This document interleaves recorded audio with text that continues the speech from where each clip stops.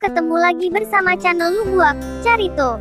Kali ini, kita akan membahas tentang bagaimana seorang anak harus tahu tentang asal-usul dan usaha dan penghasilan orang tua. Ini perlu, ini penting, sebab sudah banyak anak-anak yang durhaka, memaksakan kemauan terhadap orang tua. Dan juga orang tua sudah banyak yang salah langkah salah jalan demi mencukupi anak-anaknya, bahkan cucu-cucunya, sampai membuat seorang orang tua ada yang korupsi, ada yang menipu, ada yang merampok, ada yang tak kenal lelah sudah tak sewajarnya. Ini perlu untuk diketahui anak-anak yang mau dewasa atau sudah balik, sekedar untuk direnungi dan dipahami, agar kamu tahu arti kehidupan dan kebersamaan dalam suka dan duka. Mari kita saksikan perjalanan Udah channel Lubuak Carito dari masa remaja yang telah berusaha untuk mandiri. Namun segalanya sudah takdir ilahi sampai saat ini. Disinilah dulu Udah channel Lubuak Carito. Di masa remaja, Kenagarian Koto Hilalang. Sebagai lelaki dia juga punya tekad, punya jalan hidup untuk mengejar sukses, untuk merencanakan rumah tangga yang bahagia, dan serba ada hidup dalam berkecukupan di rumah tangga. Sampai anak cucu. Itu pasti terencana setiap laki-laki di ranah Minang.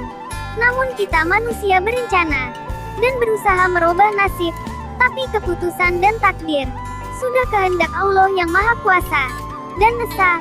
Dialah yang menentukan takdir buruk dan baik. Dia yang menentukan takdir miskin dan kaya. Oleh sebab itu perlu kita lihat mundur, seperti apa perjuangan Udah channel Lubuak Carito ini berusaha di masa remajanya. Kemana saja dia buka usaha. Mari saksikan terus perjalanan kami. Nah, kita bisa melihat, seperti inilah dulu kerja Udah channel Lubuak Carito waktu di kampung di masa remajanya. Sekolah setidak tamat, kerja ke sawah mencangkul jadi petani. Kerja berat, bahkan jika gagal panen, untuk makan saja susah. Pernah mengalami, makan pakai ubi akar, makan pakai sagu, bahkan ngutang beras kemana-mana baru bisa makan. Pernah juga tidak makan menahan lapar, dan makan apa saja yang bisa dimakan. Rebus pisang, apa saja asal ada isi perut. Ini saat yang paling menyedihkan, dan itu pernah terjadi, dan itu pernah dialami. Selain ke sawah, juga ke hutan, ke parak, atau kebun, yang jauh mendaki bukit, tanam cabai, tanam kopi, semua kerja berat. Perjalanan yang jauh, memanggul beban yang berat, dan hasil tidak seberapa cukup buat makan. Sekedar makan. Inilah masa-masa remaja yang sangat indah saat itu. Sangat senang, sangat gembira masa remaja saat itu. Saya tahu anak-anak sekarang menilai hal itu terlalu miskin, terlalu susah kehidupan. Namun seperti itulah kenyataan pada saat itu di masa remaja Udah channel Lubuak Carito. Setelah puas kerja tani, kerja berkebun, pernah menahan kelaparan hidup seadanya, barulah terencana merantau merubah nasib dengan diawali jualan ke pasar-pasar. Ini pasar Solok, pasar awal pertama Udah channel Lubuak Carito berjualan hasil kebun. Ke pasar Solok, jual cabai, jual bawang, jual kunyit, jual jahe, jual kemiri. Apa saja hasil kebun dari desa itu dijuallah ke Solok ini awal Manggale. Di pasar Solok inilah Udah channel Lubuak Carito belajar berdagang di masa remaja umur 9 tahun. Di waktu itu anak laki-laki umur 9 tahun sudah bisa berusaha kerja mandiri untuk diri sendiri. Sudah dikatakan anak remaja umur 9 tahun. Sangat jauh berbeda di masa sekarang. Umurnya sudah ada 20 tahun tapi sifat dan tingkahnya masih remaja. Tidak mau susah, belum bisa kerja, tahu uang jajan dari orang tua, sukar orang tuamu, orang berada. Jika tidak, orang miskin susah. Apakah harus meminta semaunya? Mungkin bagi jiwa anak yang terdidik tahu arti menderita, tahu hidup susah. Alhamdulillah. Ini adalah pasar Banda Buek Indah Ruang Padang. Tahun 1991 Udah channel Lubuak Carito jualan pisang ke pasar ini. Awal berjuang merantau jarak dekat, berjualan pisang. Jualan pisang itu tidaklah semudah yang kau bayangkan, atau semudah kau ambil uangku dalam dompet, Atau semudah ambil air dalam kolam. Tak semudah itu. Kadang pisang itu bermasalah kurang matang. Proses karbitnya tak imbang. Itu gak bakalan laku. Sudah rugi. Kadang terlalu matang. Setelah itu tahun 1992 udah channel Lubuak Carito pergi merantau ke Air Molek. Kerja jadi karyawan toko orang Batu Taba. Kerja di toko orang itu. Kita seperti babu. Kita seperti dijajah sama Jepang dan Belanda di waktu perang. Kamu lihat kisah itu. Kita disuruh kerja. Dan tak jarang dipaksa. Bahkan untuk makan saja kita diatur. Seperti anjing penjaga sawah. Setelah kerja menjaga sawah dari babi hutan, baru kita dikasih makan. Saat itu kerja jadi pembantu. Kita benar-benar jadi babu dan seperti anjing peliharaan. Karena kita orang merantau benar-benar dianggap orang kurang makan. Jadi kita sudah dapat makan itu sudah lumayan. Tidak seperti sekarang. Kerja bisa pilih-pilih semaunya. Dan gaji sudah ditentukan sebelum kerja. Sudah merdeka. Kerja di Air Molek tidaklah lama 6 bulan. Karena sudah bosan jadi babu peliharaan. Lalu udah channel Lubuak Carito ini pulang ke kampung. Dan bekerja lagi jadi petani. Sambil jualan sembako asongan. Seperti warung, berjalan. Tidak lama setelah itu, udah channel Lubuak Carito. Pergi jadi babu lagi jualan. Timun, tomat, cabe, tahu, ke Sungai Rumbai. Tapi jadi babu di sini agak lumayan tidak terlalu diikat. Udah channel Lubuak Carito ini bisa mengendalikan sendiri. Ambil barang sendiri jual sendiri. Bisa dapat pengalaman hidup di pasar. Karena bukan babu yang diikat seperti di Air Molek. Meski uang dan makan ada aturan tapi kebebasan bisalah untuk mencari teman. Dan pengalaman. Di Sungai Rumbai inilah udah channel Lubuak Carito pernah jualan.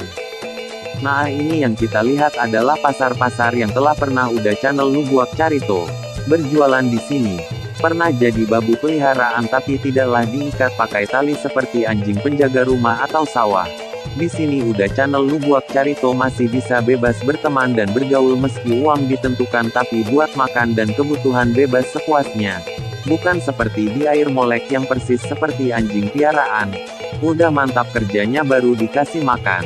Seperti itulah awal berjuang udah channel Lubuak Carito untuk belajar dagang. Dan membawa segudang harapan untuk sukses. Dengan berjualan di pasar-pasar ini. Pernah di Sungai Rumbai. Dan Koto Baru Abai. Pasar Sikabau, Pasar Blok B, Sitium 1 dan Pasar Sungai Dareh. Inilah daerah perjuangan belajar hidup di pasar dan berjualan. Di pasar-pasar inilah dulu udah channel Lubuak Carito. Bisa memahami hidup di pasar, bergaul sama orang pasar dan cara-cara berjualan. Meski belum ada kesuksesan usaha tapi untuk ilmu belajar hidup di pasar sudah cukup. Hidup di pasar itu harus berjiwa humor.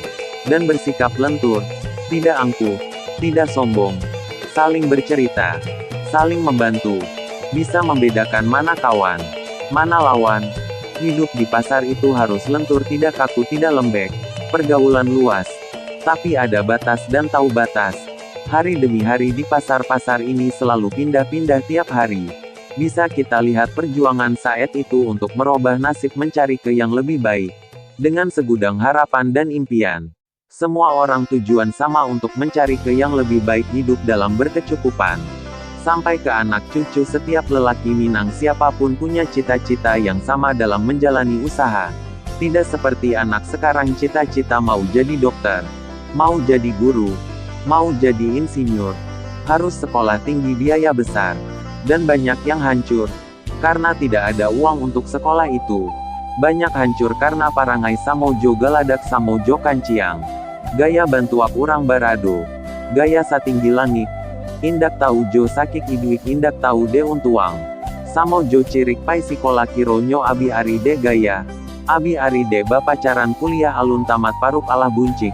Konan laki-laki lah abi piti urang gaek de biaya karajo masih nganggur untuak cewek bantuak urang bapiti banyak.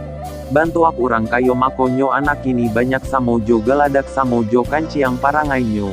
Untuk itu alangkah baiknya, anak-anak sekarang kita beri pengetahuan tentang asal-usul orang tua dan tahu seperti apa kerja orang tua, berjuang dan seberapa penghasilan orang tua. Inilah yang perlu kita cari keseimbangan. Karena banyak juga orang tua yang mati-matian cari uang demi anak, memaksakan di luar kemampuan. Ada orang tua yang habis hartanya demi anak, akhirnya orang tua lah bantuak budak lah bantuak babu. Dan terjadi ngutang sana sini, dan korupsi, dan mancilok, dan lah bantuak kamati deba usaho. Tapi anak indak mangarati, inilah yang kadi bumerang jika tidak saling memahami. Nah, ini ada jalan dari Solo ke arah Jakarta. Tahun 1994, Uda Channel Lubuak Carito awal pergi ke Jakarta membawa segudang harapan dan impian. Bukanlah membawa piti banyak saat itu. Bukan membawa modal untuk usaha. Cuma bawa tekad dan kemauan dan semangat berusaha dengan tulang 8 karek. Jo ilmu pergaulan dan keimanan, doa-doa ke Tuhan. Bukan ilmu sekolah. Bawa sarjana. Bawa ijazah. Bawa modal. Jual kabau atau jual tanah. Atau piti dari bapak ibu. Piti dari Agia Iko Inyak Ma Agia. Uda Channel Lubuak Carito tidaklah seperti itu. Untuk sukses, untuk hidup ke yang lebih baik. Untuk persiapan buka usaha dalam berumah tangga sampai ke anak cucu. Cukup dengan bawa tulang 8 karek di saat itu. Kita bisa melihat perjuangan Uda Channel Lubuak Carito saat di kampung. Bagi orang Minang berjuang seperti ini sudah biasa. Bahkan setiap laki-laki Minang seperti itu. Punya tujuan yang sama. Punya impian yang sama. Punya cita-cita yang sama. Perjuangan seperti ini sudah umum bagi laki-laki Minang. Bahkan jika laki-laki Minang tidak bisa seperti itu, tidak mampu, ya bisa dikata kita kurang wawasan dalam pergaulan. Sebab laki-laki Minang meski juga ada orang kaya, orang berada, tapi perjuangan seperti ini sudah tradisi di Minang. Berjuang di rantau dengan modal tulang 8 karek dan ilmu pergaulan, inilah modal awal lelaki Minang merantau. Jika sukses, inilah hebatnya laki-laki Minang. Jadi baringin tangah padang. Daun bake bata dua ure bake baselo. Batang bake manyanda, inilah lelaki Minang. Tapi ada juga yang tidak sukses, yang makin hari makin hancur. Bahkanlah anak yang pambangkik batang tarandam, inilah jalan hidup takdir dari Allah Tuhan. Dia yang menentukan miskin dan kaya, baik buruk nasib kita. Semua di tangan Allah, kita cuma bisa berencana. Inilah yang harus dipahami, didalami. Dengan dasar keimanan kita takkan bisa rapuh menghadapi cobaan ujian dari Tuhan. Inilah yang perlu direnungkan antara anak dan orang tua. Agar tidak meremehkan, tidak menyalahkan dan tidak memaksakan yang tidak dalam kemampuan. Ini saat sampai di Jakarta tahun 1994 Uda Channel Lubuak Carito. Jika kita lihat perjuangannya semasa di kampung, hal seperti itu sudah biasa bagi anak Minang di kala zaman saat itu. Jika kita lihat pasar-pasar yang telah dilewati untuk buka usaha, di zaman itu sudah biasa bagi anak Minang merantau berkeliling daerah saat itu. Semua usaha, semua tujuan dan rencana, semua anak Minang, pemuda Minang punya cerita yang sama. Hal semacam itu, hidup dalam perjuangan. Namun takdir, sukses apa tidaknya itulah hak Allah, ketentuan Tuhan yang memberi. Apa yang kita dapat, apa yang kita punya, itulah hak kita, milik kita, rejeki kita. Susah senang, miskin dan kaya, bukanlah ditentukan dari perjalanan karir, tapi sudah takdir Tuhan. Kita bisa melihat sejak dari awal, siapapun laki-laki di ranah Minang, punya tekad, punya tujuan yang sama dalam berjuang. Namun hasilnya berbeda-beda. Inilah yang patut perlu kita renungkan, dan kita syukuri apa yang ada. Setelah di Jakarta, nanti akan kita bahas, akan kita lihat seperti apa perjuangan Uda Channel Lubuak Carito setelah di Jakarta. Jangan lupa subscribe dan bagikan jika bermanfaat. Tunggu alur cerita baru saat di Jakarta bersama Uda Channel Lubuak Carito. Akan kita lihat perjalanannya.